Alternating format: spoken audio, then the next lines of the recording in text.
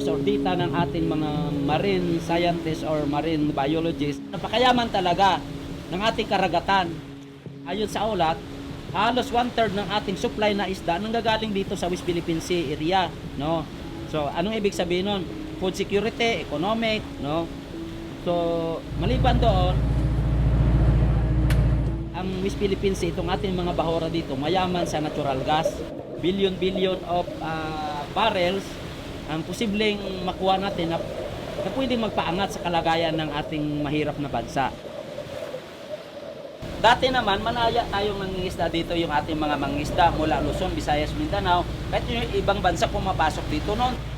Itong dating napakalawak na dagat na kung saan ay ginagamit ng buong Asian countries ng mga mangingisda natin at iba pang mga dumandaan dito, yung mga barko.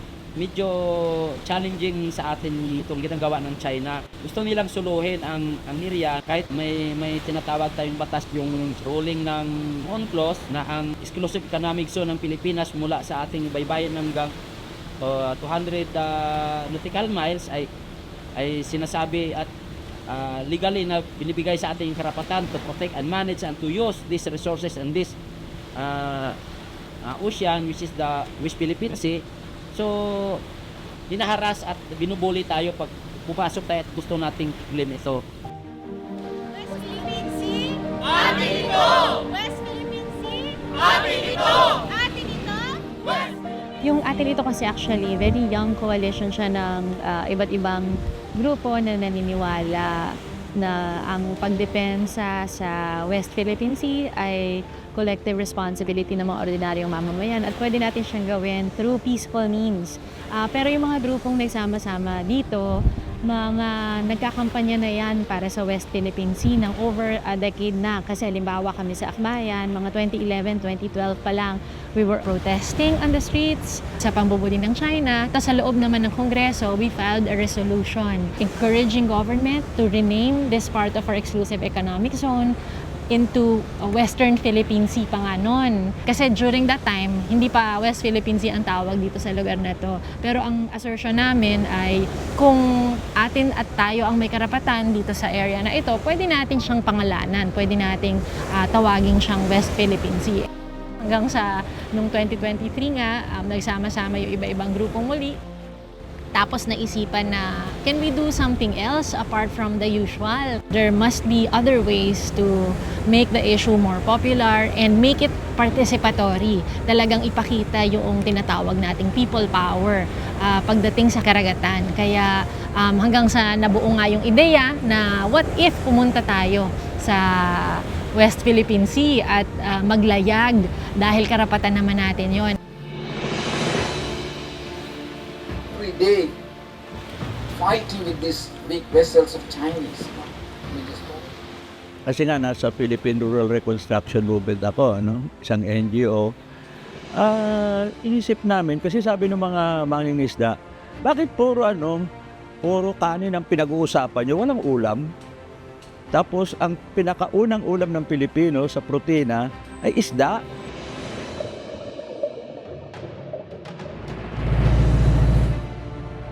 So, nag-develop kami ng konsepto na ang Pilipinas ay isang maritime and archipelagic nation. Kaya tinawag namin MANA. Tapos dinagdag namin, MANA natin. Pinamana sa atin ng Panginoon at ngayon ng international community na ang Pilipinas ay hindi lamang yung 300,000 square kilometers ng lupa, kundi 2.2 million square kilometers ng exclusive economic zone. Pagkatapos, habang iniisip namin yon, pumuputok na nga itong West Philippine Sea. So, nag-usap-usap kami. Iba ito. Ano gagawin natin dyan? Meron pa tayong magagawa. Hindi naman tayo gobyerno. Pero may dapat tayong gawin. So, nagsimula, napakasimple lang. Kawawa naman yung frontliners natin. Tayo nandito lang sa Maynila. So, sabi na, paano yung mga mangingisda? Tapos that time, kinakawawa ang Coast Guard eh. Kaya sabi na, sige frontliners,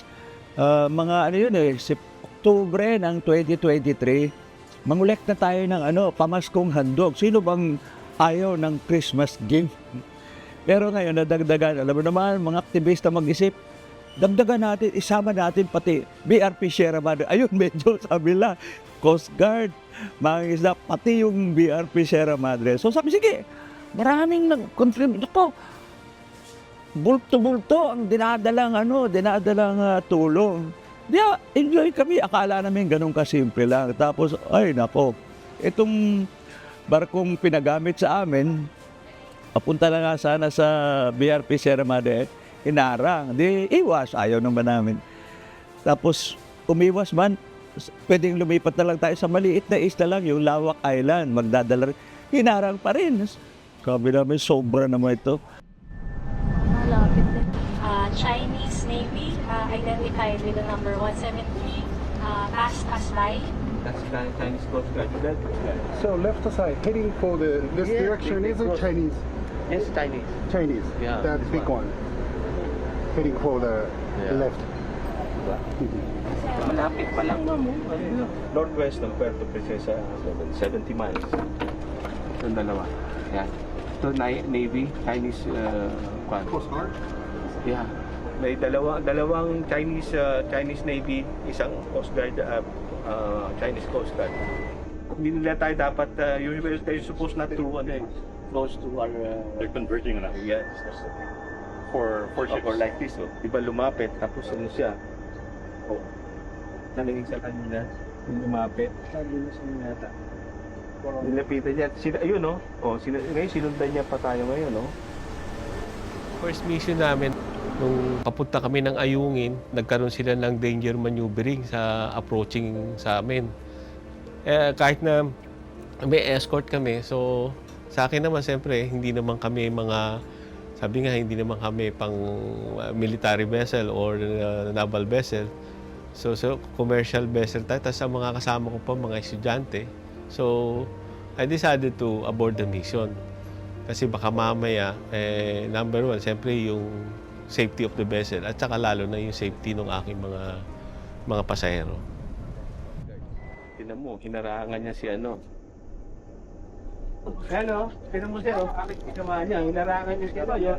Yung siya kay ano. Ano yan, di ba? Bawal yan, sir? Oo. Bawal yung maneuver na yan, ganyan, di ba? Oo. Okay na, wala ka naririnig sa radio. Ano mo lang? Walang radio, challenge pa lang. Ano, walang warning na dadaan kami, di ba? Talagang babanggain na po, ano. Kaya ako, ang final ano ko, ito na yung, sabi nga, ito na yung tension ng ano. I decided, master discretion na to, go back. Mabuti na lang, may isang mas maliit na barko na kasi yung Chinese, malalim yun, hindi makakapunta doon sa mababaw na tubig. So, nakalusot.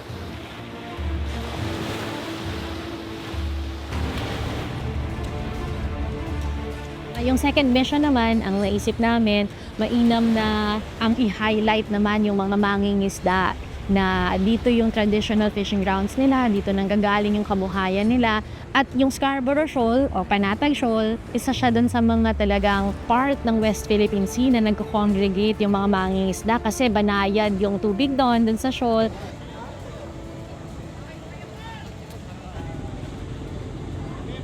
Sabi nung mga mangingisda sa Zambales, hindi kami makabalik sa ano eh. Baho di Masinloc, dati yung pumupunta kami riyan, saraming isda. Binabalik pa nila sa dagat yung mahuhuling hindi maganda. At saka okay lang ang relasyon nila sa Vietnamese na mangingisda, sa Chinese na mangingisda, exchange. Pero mulang nag-ipit na ang China, kinukonfiska yung kanilang nahuli. Pero nakakapunta pa sila noon. Ngayon, wala na, bawal na. Kaya sabi nila, ano gagawin natin? Balik na naman. Sige, mission na naman. Pero sabi namin, baka kaya nag-react ang China, malaki ang ating barkong ginamit. Pumili tayo ng mas maliliit. Ang tawag ay Pangulo. Yung bang malaking commercial pero may 6 na maliliit na bangka pupunta sa laot, tapos maghuhuli, tapos at may yelo sila. So akala namin, okay lang. Pero sabi namin, tayo muna, baka harangin na naman tayo. So nag-isip kami, sige, may 100 maliliit na mangisda, mga 4 yata o 5 Pangulo.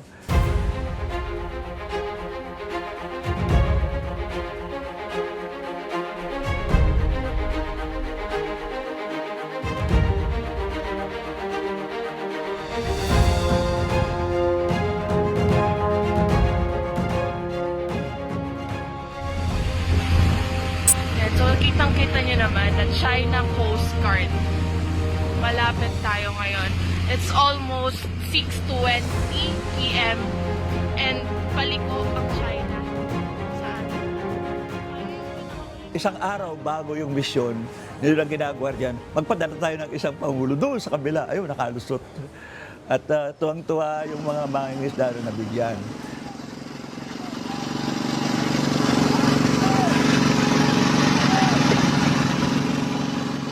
Kung nung first 2 missions, ang bitbit natin ay regalo, fuel, goods. Ngayon naman ang bitbit natin, musika.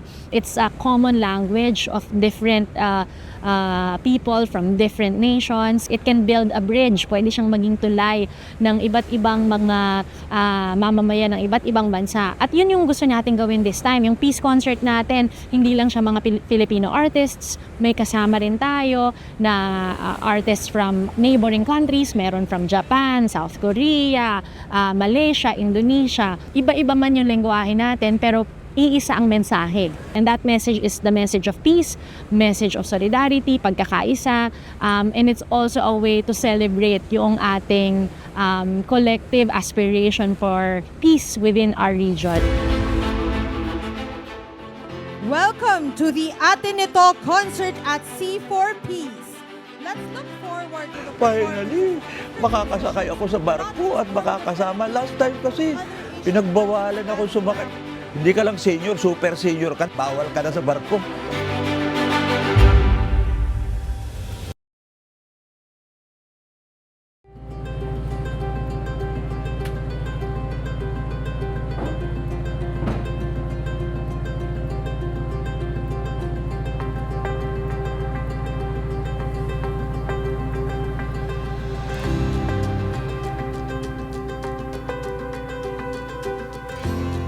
Yung itinerary, yung areas na yun, dinicide yun ng ating ito coalition. Yung sa El Nido, because yun yung most appropriate na lugar para doon sa pre-departure concert. Okay. Tapos may previous experience na sila before during the first mission, doon nila ginawa yung activities nila. The second objective naman yung was Pag-asa. Okay. Precisely para ipakita natin by conducting the concert there na number 1 sa atin yung Pag-asa. Pangalawa, pinapakita natin through yung music baka pwedeng yun ang pwedeng lingwahe ng pag-uusap among may mga bansang may claim doon sa Kalayaan Island Group. At wini-welcome po namin kayong lahat dito sa El Nido, Palawan.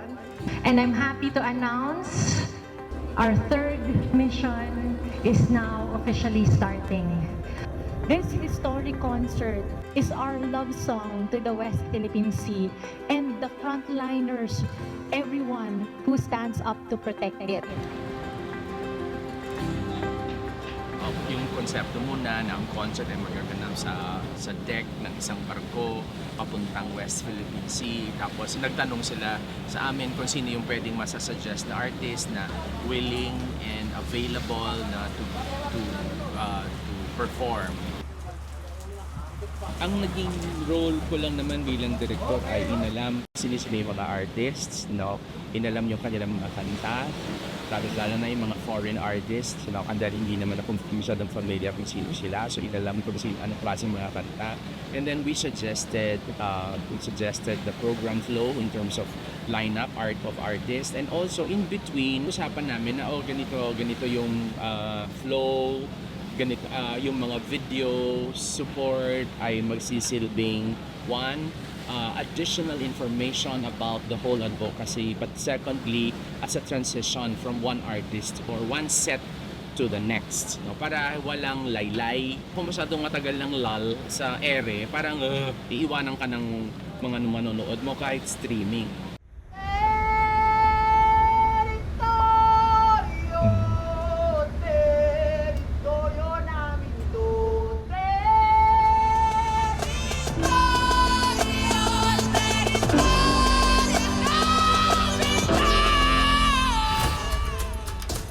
Yung mga songs naman namin is naka-align dito sa advocacy.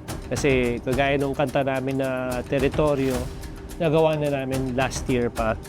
So, syempre, nakalinya din siya doon sa adhikain namin tungkol sa geopolitical issue natin sa West Philippine Sea. Marami sa mga kababayan natin na iniisip na, di kayo pumunta sa West Philippine Sea, makipag-away kayo sa China. Hindi naman kailangan palagi ang sagot away, di ba? Pwede naman tayo umupo, mag-usap, di ba? Ang laki-laki ng karagatan na to. Kahit lahatiin natin sa gitna, merong sapat para sa China, merong sapat para sa Pilipinas. So, hindi palaging sagot ang away. Pero hindi din ibig sabihin, papauto lang din tayo, magpapabuli lang din tayo, di ba? May lahi tayong matatapang din lalaban din tayo.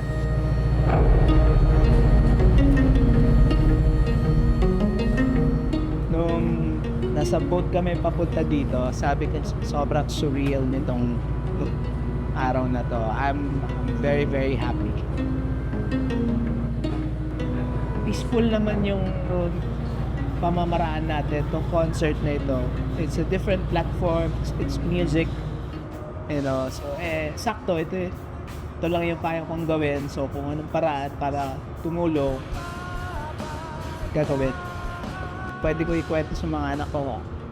Alam niyo ba, nung araw, umakyat ako ng parko, tug ako para sa bayan, para sa mga Inglisda dito sa paligid, para sa mga sundalo rin na kasama natin.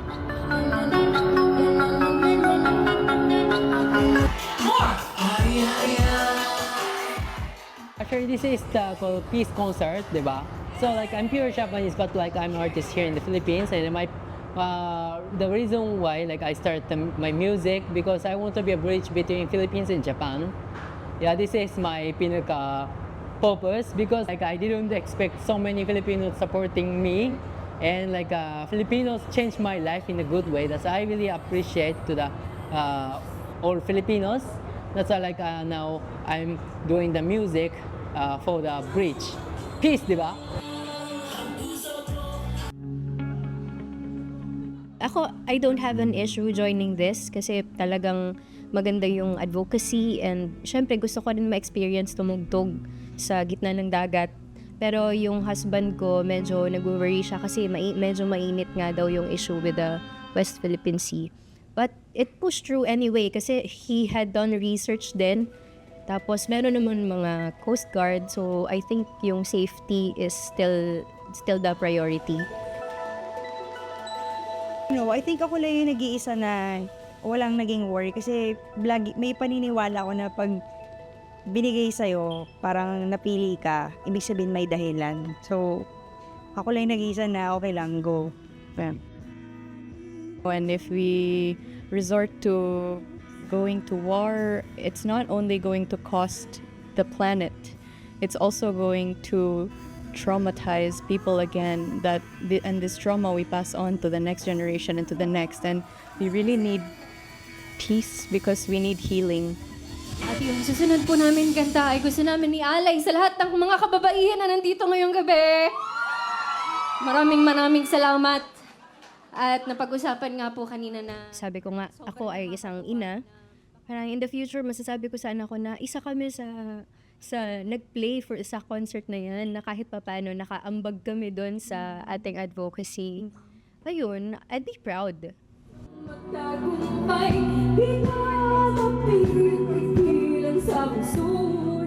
Personally, hindi ko alam ang aawitin nila. Kaya enjoy ako na finally makakasakay ako sa barko at makakasama. Last time kasi pinagbawalan ako sumakay sa barko dahil sabi nila, hindi ka lang senior, super senior ka na, 80 anyos ka na, bawal ka na sa barko. Sabi.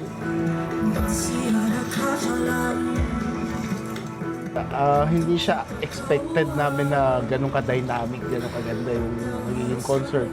First time ko nakakita ng concert na ganun dito, naka-pull off ng engrandeng concert actually. Ang ganda, may stage, may lights. Ganda nung idea niya na while we're doing the concert, merong mga bangka sa paligid natin.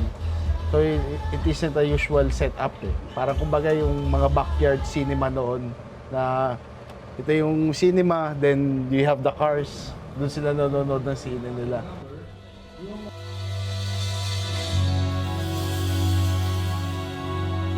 Tayo'y mga Pinoy, di tayo mga Chino sa mga hasna dayuhan. Bilang isang artist, ang aking weapons ay yung aking musika. Medyo challenging pero ganun nga. Dahil sa kapagitan ng sining, sa akin talent, yun yung aking armas na kailangan gamitin. Maraming salamat sa inyo lahat at ginawa po ninyong napaka-successful ang pagtitipon natin ngayong gabi. At sana umabot sa China ang ating mga tinig at invite natin sila bukas na manood. Pero doon lang tayo sa tabi-tabi lang tayo. This is China Coast Guard 3006. You have entered sea area under the jurisdiction of the People's Republic of China. Please comply with relevant international conventions and the Chinese laws and regulations.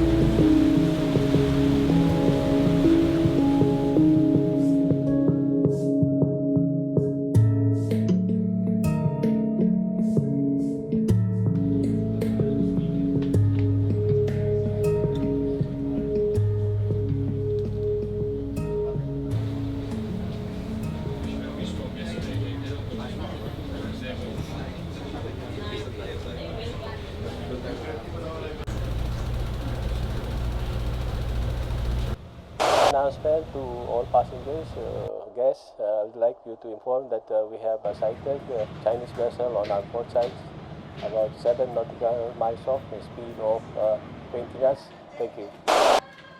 Around 8 a.m., nagsimula na yung shadowing ng Chinese vessels. So, diretso agad ako dun sa bridge. And then, after mga 15 minutes, nagsimula na yung radio challenge ng China.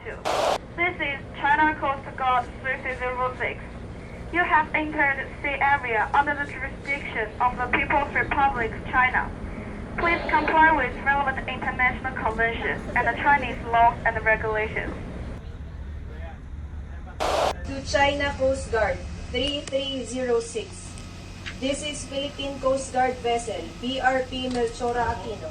You are advised that you are currently sailing within the Philippine Exclusive Economic Zone, approximately 42.6 nautical miles northwest of El Nido, Palawan, Philippines. You are directed to cease and desist from conducting illegal maritime patrol within the Philippine Exclusive Economic Zone. Your illegal activities will be reported to higher authorities. Over. From the Port of Origin, nung na-sighted natin, nasa 40 nautical miles off pa lang tayo noon. Eh ngayon, nasa nasa 57. So, bilhin mo, 57 nautical miles off from El Nido, nandiyan na sila. Yung first mission ba, sir, may na-maintain yung escort? Oh, pero isa lang noon. Kaya yung dalawa naman ngayon, isa sa Taka, ito, mas okay ito, dalawa. Tsaka ngayon, maganda yung pwesto niya, nasa... Yung isa po, nasa Yung isang escort po na. andyan sa likod natin.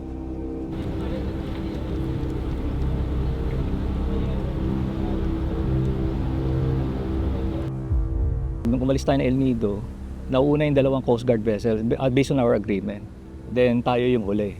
Nung pumasok yung dalawang Chinese Coast Guard vessel, parang alanganin kung nandun tayo sa may likuran tapos exposed tayo. So, nag-request tayo ng change na formation.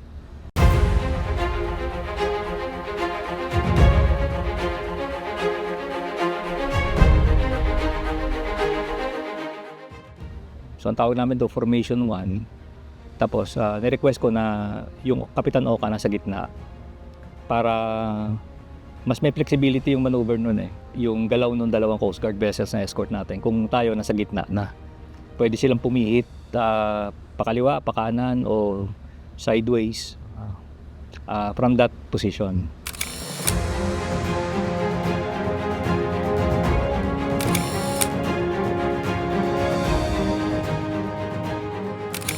We invited the Chinese Embassy na mag-participate sa peace concert and to take part in ensuring na may kapayapaan dito sa ating region. Pero yung response nila parang hindi naman nagpapakita ng kapayapaan. Yung response nila, sina-challenge pa yung karapatan natin na maglayag sa sarili nating karagatan.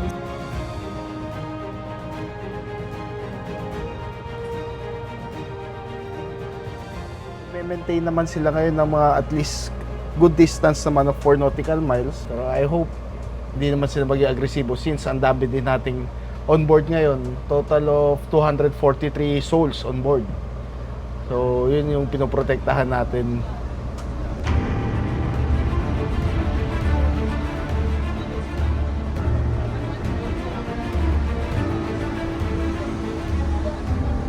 We were informed earlier today na ang Westcom ay magde-deploy ng surveillance aircraft para lang siguraduhin na ligtas ang ating misyon.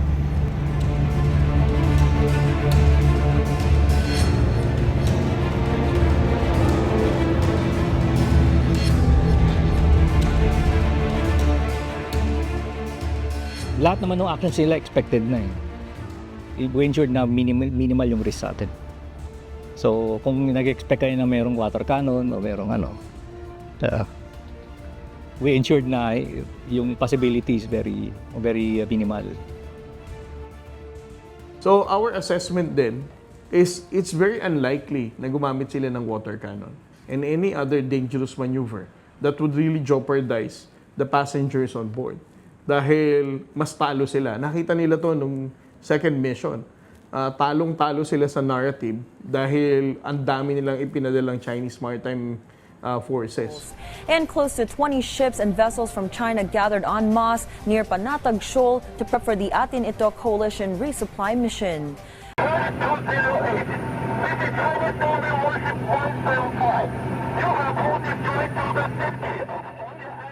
This time, nagpadala lang sila ng at least 2 and then it's very distant, no?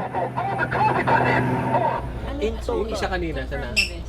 Ito po, ang confirm po, ito po, sa kanila. Pero yung isa kaninang nasa likod.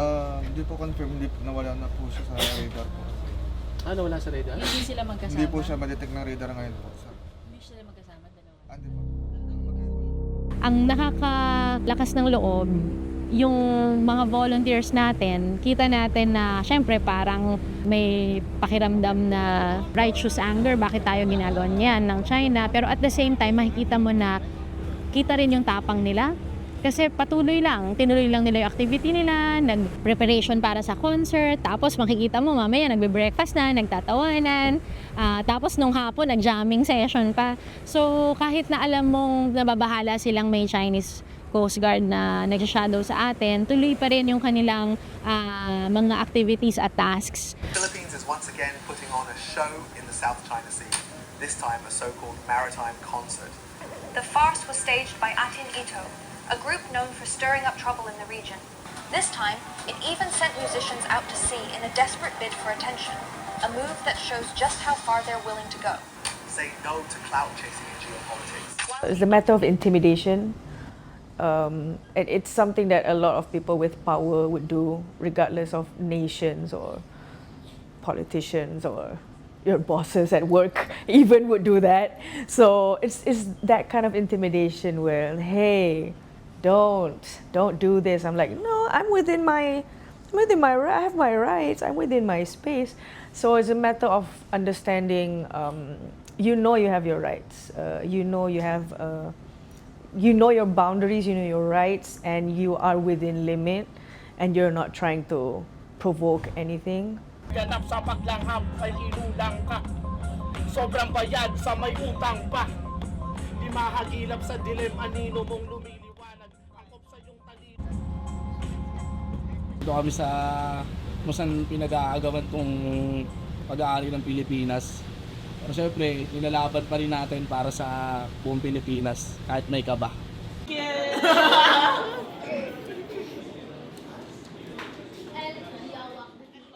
I rerouted my schedule to make sure that I could perform in both places. I wanted the full experience, and I wanted to really engage with the local activists in the scene. I feel humbled to learn about this. I feel inspired to see the civilian action and this motivation to do something on this grand scale, to make such a large international statement, but also to invite the party that has inflicted pain and say, we want you to come in. Our doors are open. It is your choice if you want to accept it. But if you don't, that is your decision. We have opened our hearts. We hope you open yours too.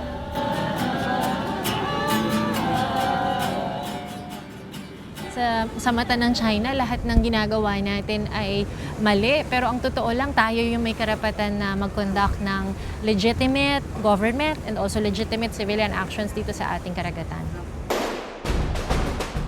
The Chinese government are really confused and having a hard time kung how they're going to deal with civil society like atin ito. They will not allow the Philippine side to dominate the narrative na it's an overkill for the Chinese government sa isang civil society who just wants to exercise sovereign rights within our own exclusive economic zone. Well, ang ating goal ay makapag-peace concert sa vicinity ng Pag-asa Island at yun pa rin naman yung ating misyon hanggang ngayon at tuloy lang tayo. Nung nagsisimula po tayo kumanta ng national anthem as part of our program, ay saktong kakapasok natin ng territorial waters ng Pag-asa Island. So,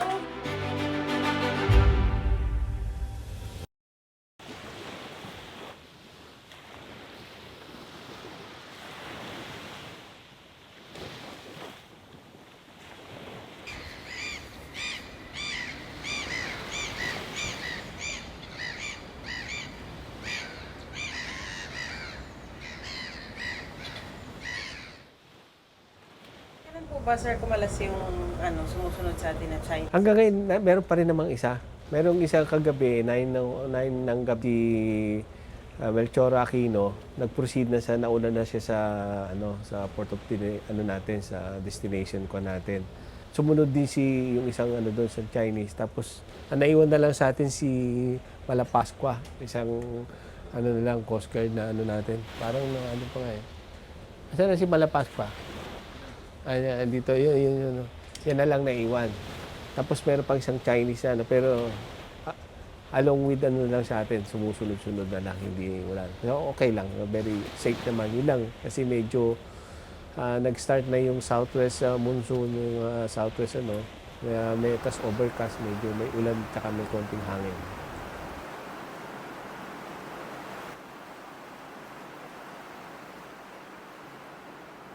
Concert kasi natin for the second musical event na gagawin natin sa vicinity ng Pag-asa ay gagawin nga natin dapat dun sa deck.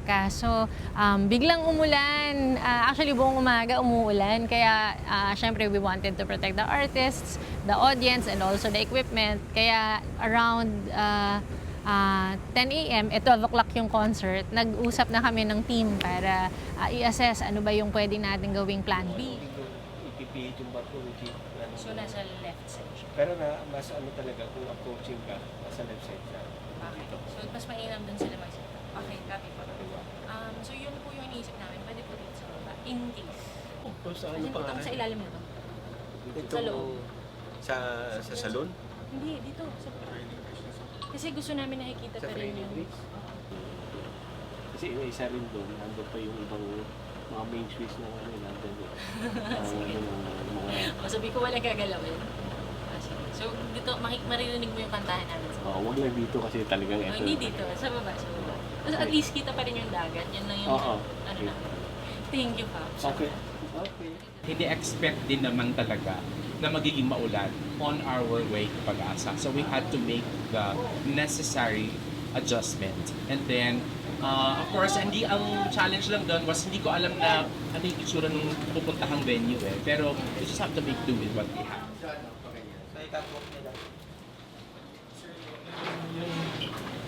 Moro Beats, can you set up? Exit na yan. Can you set up here? You will be, Moro Beats, can you set up here? And then the performance is just there. Near around, yeah. And then, Can it be on the other side? and then, Just as a addition, expected na makita yung Pag-asa Island banda sa side ko. FYI lang. Which side? If it's Anong side dito? Buti na lang at sa tingin namin baka nga mas angkop dun sa may training bridge. So doon yung parang pinakaharap ng barko, nakikita natin kung ano yung habang papalapit yung Pag-asa Island, kitang-kita mo mula doon. Nakita namin na magandang alternative venue siya para dun sa concert natin. And we think it's actually even more meaningful kasi habang nagkakantahan yung mga artists natin, ang backdrop nila yung papalapit na Pag-asa Island. Oh, yes. So welcome again to the Atinito concert at C4Ps. National Flag Day din na kasabay ng ating concert sa Pag-asa Island Territorial Waters. Kaya naisip namin na saktong-sakto dapat ibandera natin ang ating watawat habang tayo ay nagkakantahan sa ating territorial waters.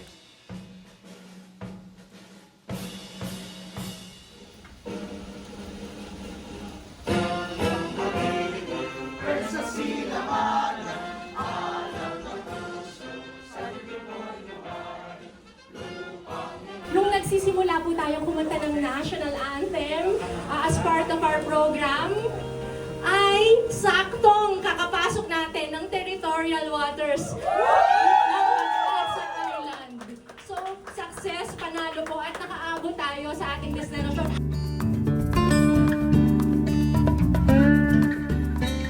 Pero yung pinaka-meaningful pa sa akin during that time ay yung kantahin ko siya kasama ng mga ating ito volunteers. Kasi alam mong yung kanilang pag-awit ay hindi lang basta, alam mo yon in the morning, bago ka pumasok sa class, o kaya bago pumasok sa opisina. Pero yung added meaning na kinakanta mo siya at isinasabuhay mo din siya.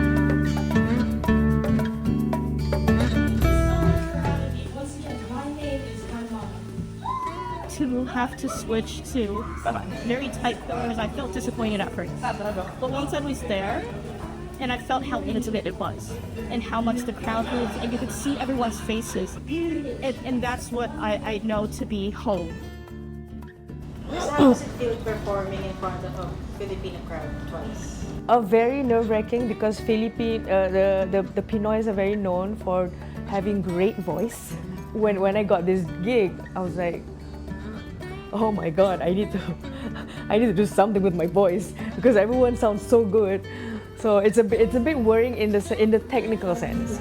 But yeah, I hope even though the message is in a different language, so that's why I think the strength has to lie in either the music or my delivery. So yeah, it's a first time. Everyone seems okay with it. I don't know. So I hope you guys are okay with it. Yeah.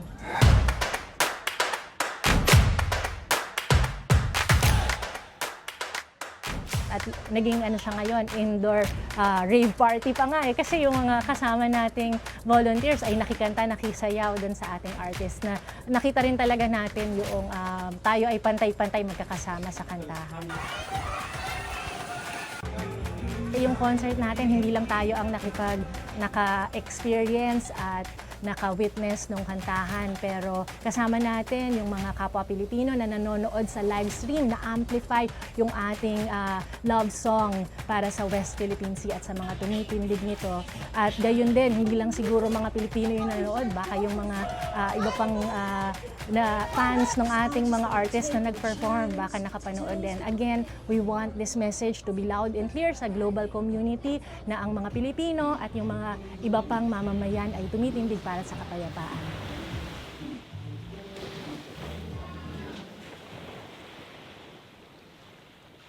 Pag-asa, this is Opal. Pag-asa, this is Opal.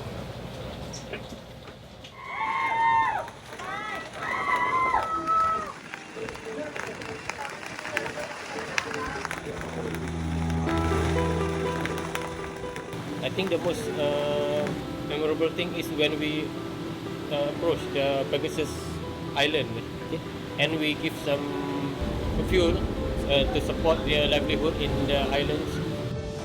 That I can see from their they have been there waiting for us, and I think it's really I think it's very good things, and also I think they really appreciate.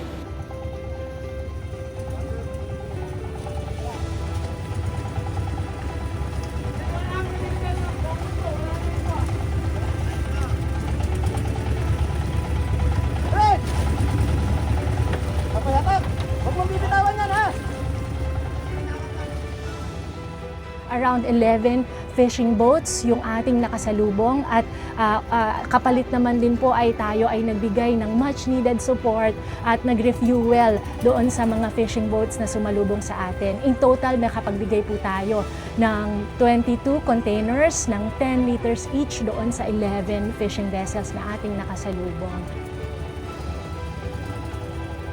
Okay, announcement. This is your captain speaking. I would just like to inform to all participants. We are already completed the mission and now proceeding back to Manila. Thank you.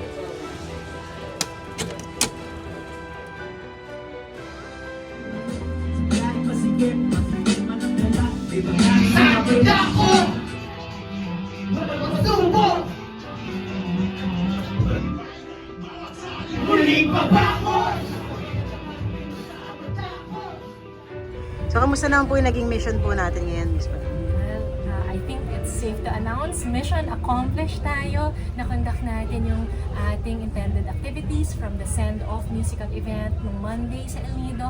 Ngayon, umabot tayo ng between 2 to 3 miles away from Pag-asa Islands within our territorial waters at nakapag-conduct ng concert at sea kasama yung ating artists sa Philippines at gayon din sa karating bansa natin, a concert at sea for peace na basically nagsasabi na tayo ay magkakasama sa pagtindig at pagdepensa sa kapayapaan sa rehiyon natin.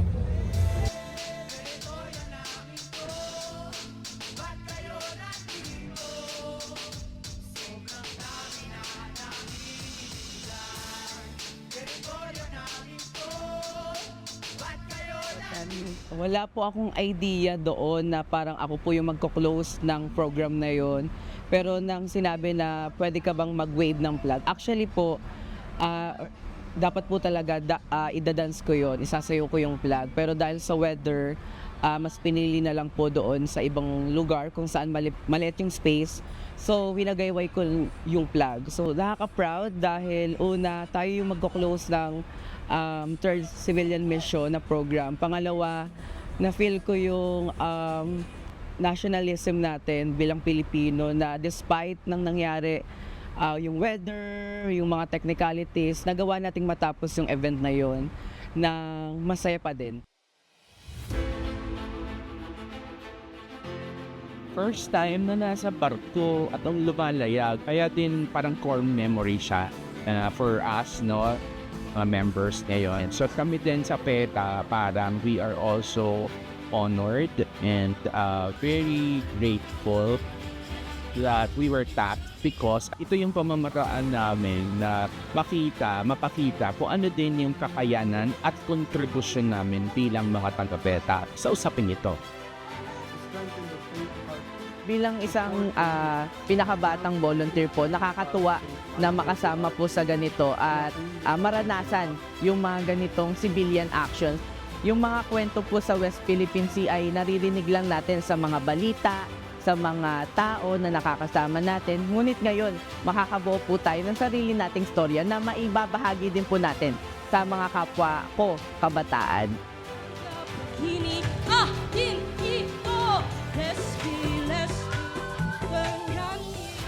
Nakakatuwa no na dahil tayo mismo no nakasaksi na nagtagumpay tayo doon no, nakita natin yung Pag-asa Island at yung concert ay matiwasay naman na naisagawa no mula sa El Nido hanggang doon sa Pag-asa Island.